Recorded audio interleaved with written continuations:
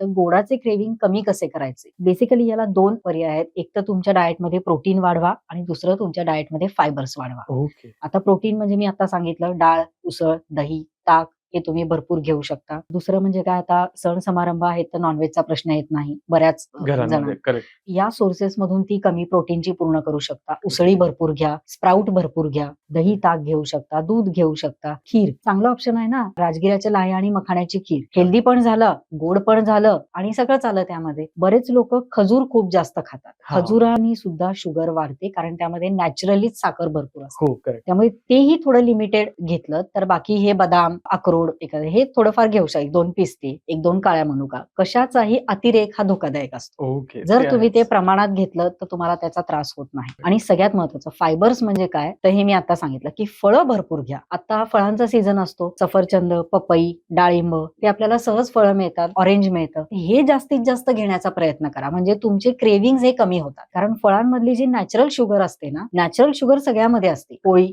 भाकरी, Yes. भाजी, आमटी, भात, डाळी, उसळी सगळ्यामध्ये असते की जेणे आपले क्रेविंग जे आपण जर जास्त वाढवले, सॅलड, कोशिंबीर आता फक्त त्याच्यामध्ये साखर, दाण्याचं कूट, वरून फोडणी असं जर आपण नटवलं नाही तर सॅलड हे फायबरचा खूप चांगला बेस्ट सोर्स आहे. ही ऑप्शन. कोशिंबीर महाराष्ट्रीयन आपली थोडक्यात. मग तुम्ही दही कोशिंबीर घ्या.